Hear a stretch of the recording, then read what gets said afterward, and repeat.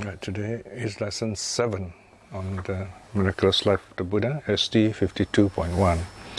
Today we'll have a survey of chapters, of the section 4 to 7, roughly the childhood or boyhood of Siddhartha up to just before the departure, the great renunciation.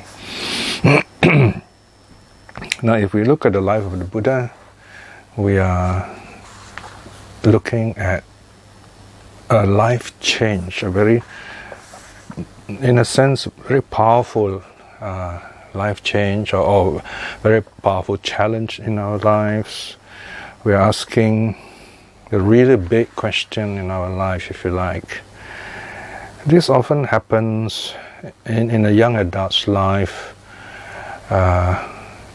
In our times, probably around the late 20s, early 30s, that kind of period.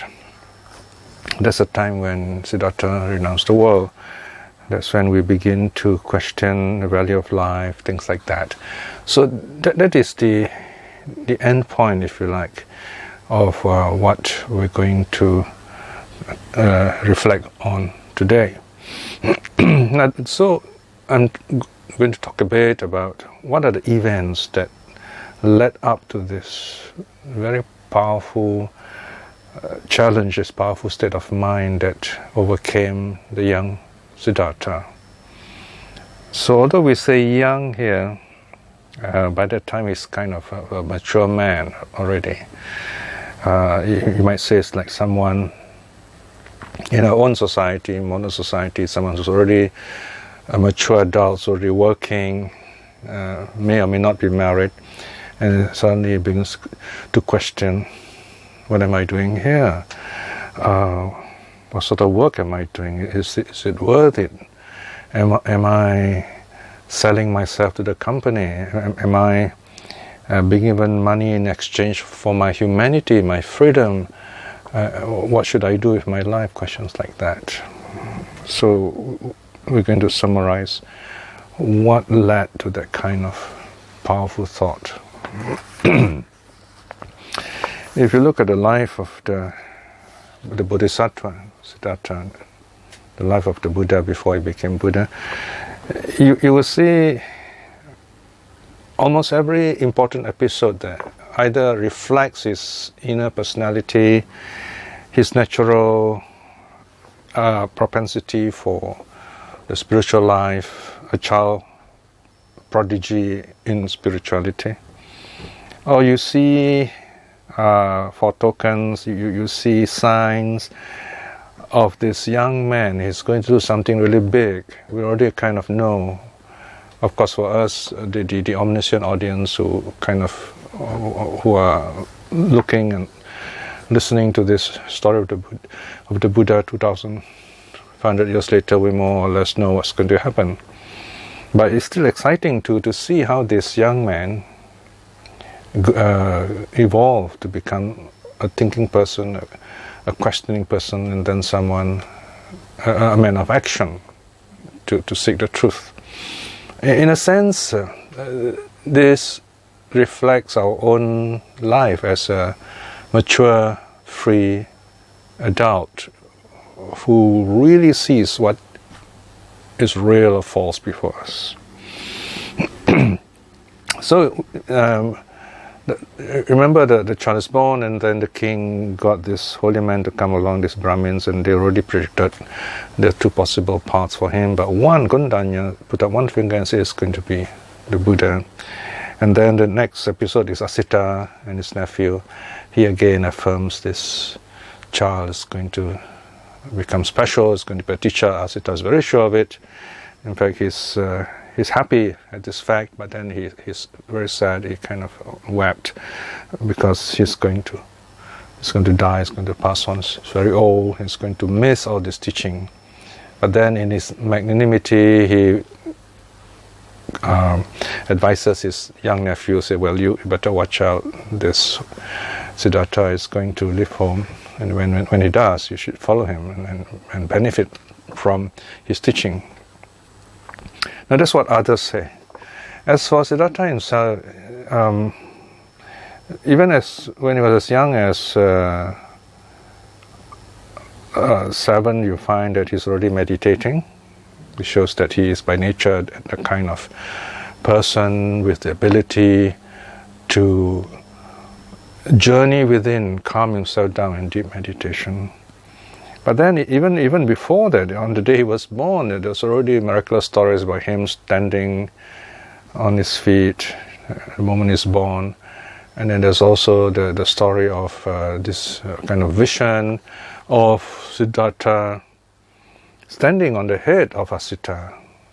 So we have all these premonitions, these are signs that this is a special child who is going to be Buddha.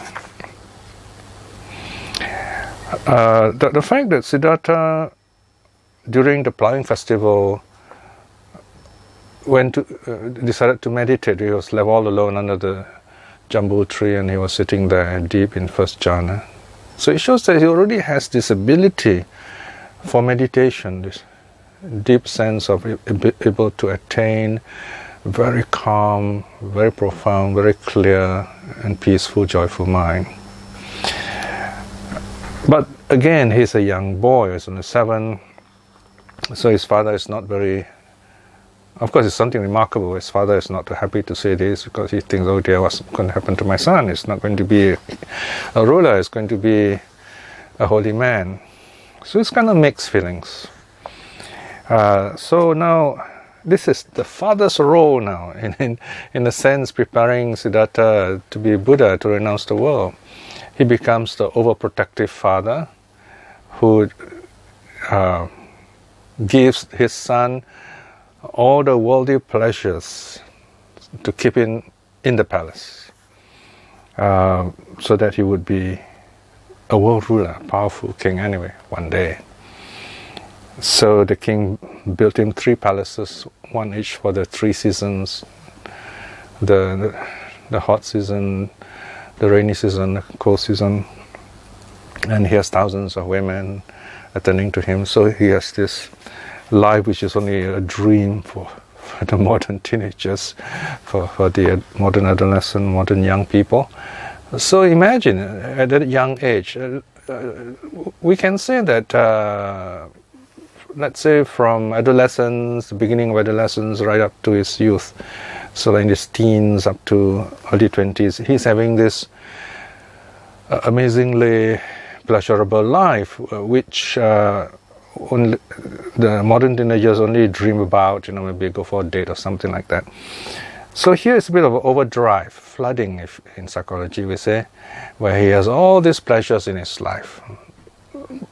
Well, the amazing thing is, of course, Suddhodana does not know psychology, so he thinks that, by doing all this he will keep his son home, but it actually has in due course, as we look at the whole story, we actually see this as contributing to his idea, is this all the world has to give me? I mean, when you have all these pleasures anytime at your beck and call, you begin to know these pleasures for what they really are. They're not really lasting, they are ephemeral, they have to do on the body level, they don't go higher than that. And then the really scary experience was after he has seen the 4 sides, the old man, sick man, the dead man. These are the 3 things that shocked him, and the 4th, the holy man, which inspired him, giving the idea that that's the way out. So then he went home and he sees this. It was night, and according to the story, only 1 lamp lit. So you can imagine that lamp, suppose, is bright, or maybe there are a few other lamps, but still the lamp lights, which is quite dim, if you like, but it's enough in that kind of a night scene. Siddhartha's eyes adjusted to the dark, or to the semi-darkness, and he's able to see this sleeping women. So this is the episode of the sleeping women, and he knew all these women to be beautiful. They are the best in the country, and they're good in dancing and singing and so on. And now they are all sleeping in all kinds of postures, and stories kind of take delight in describing the various postures they have taken, sleeping like corpses and talking in their sleep and gnashing their teeth and drooling and so on and so forth, and very indecorous positions. So to this very cultured young man, he sees this beautiful woman suddenly decultured, if you like. It was a shock to him. He said, oh my goodness, he was thinking, only a while ago these women are all so beautiful, but look at them now, they look so just the opposite, you know. So he realized that the beauty of the body is just kind of skin deep, so to speak. And it was like the rug is being pulled out of him, pulled from under him. So we call that Samvega, of course. So this is not the first Samvega. He already saw the three sides, if you remember. And then the fourth one, the old man. And now comes this second shock. So it's shock after shock. You know. And then comes this dramatic news. He has a child. And here you have this really amazing kind of clash of emotions. Normally a father would be very happy to have the news of a child being born. But then he was thinking already, he said, I'm going to leave all this behind. And then news of the child comes. So can you imagine, to a man who is so compassionate, he does feel good to have a child. But then, on the other hand, as we say, it's going to be a burden to him. So he just kind of loudly spoke his mind, said, oh no, this is a Rahu, you know, a kind of a hindrance, a burden, a bond. Then later, when the father asked, okay, what's my son's first reaction? And then, you know, the palace person said, well, this is what he said. So the name Rahula was given to the child. So of course, after that, we see this young man living home. Okay. So this is kind of a quick overview of the whole situation. Now,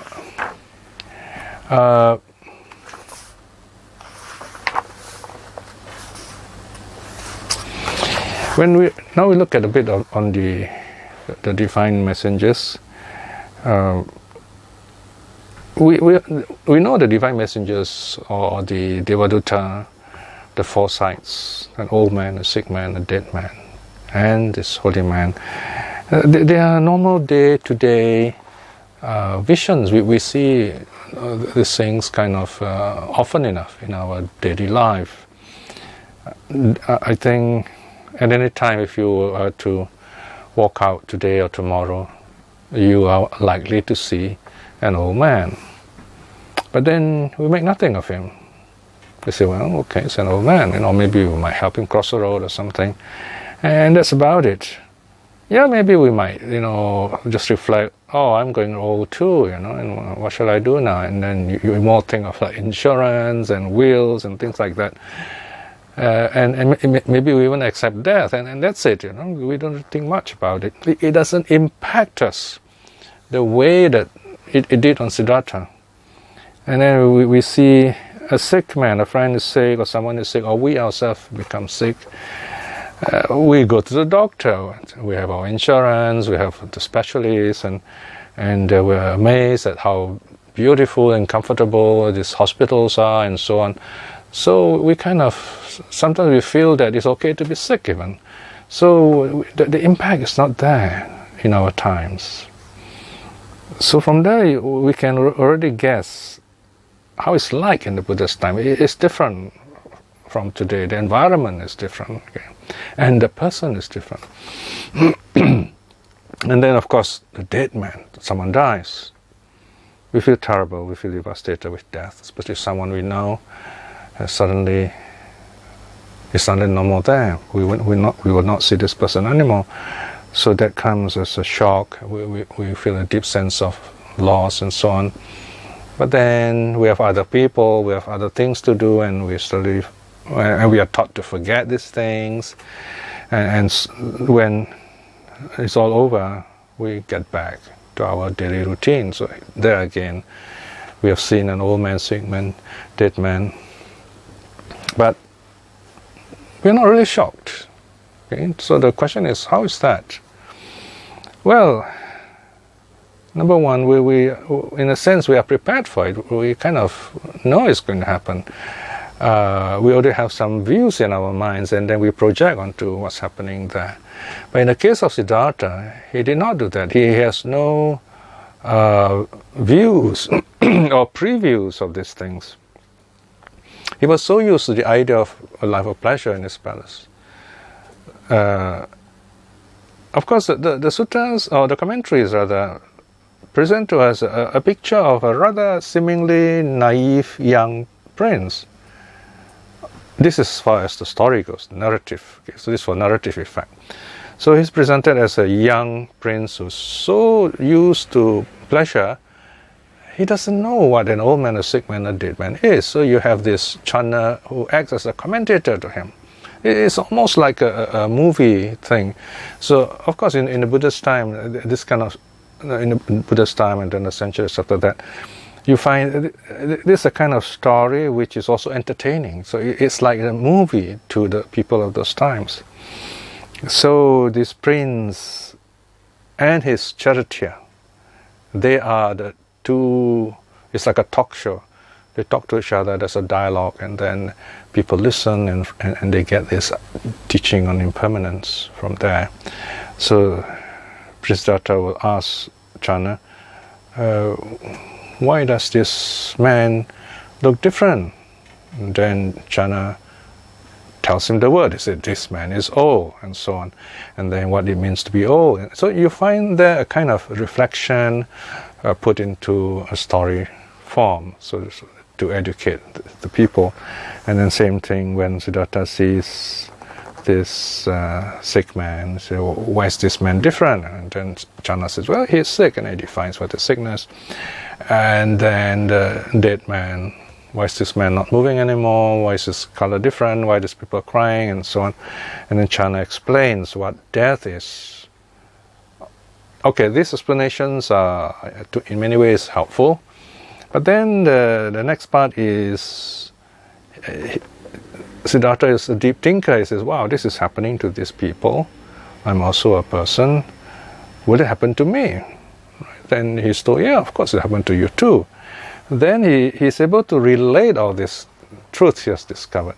I'm going to grow old, I'm going to get sick, I'm going to die. And also those whom I love and care for also will suffer the same fate. Then suddenly he put all together and says, oh, okay, then what's all this fuss about pleasure about? You know, we have to let go of all this. It's like we're just passing through. You can't hold on to these things. So this young man was able to see way ahead. He is able to see the big picture, as we say. Then he saw the fourth side, that of the holy man. And there was a very different side. You got this very happy person, looking very radiant, simply dressed, and yet happy. So he's impressed. According to one version of the story, he himself, in this case, doesn't ask Channa, who is this man? He goes up to this holy man and say, not who are you, he says, what are you? Right? And the holy man says, well, I am a renunciant. I have given up the world. And why do you do that? What do you want? What are you looking for, Siddhartha? Then the holy man is made to say, I'm looking for the truth, I'm looking for happiness, and so on. So there you see already a hint to Siddhartha what he should do, right? It also shows that the practice of renunciation, the idea of going forth as a wanderer, as a holy man, is not new. It's common enough in the Buddha's time, in those early years. It's a kind of alternate life, if you like. Now this happened in the 60s in California, and then in America, and then Europe. You see the hippies, they decide to opt out of the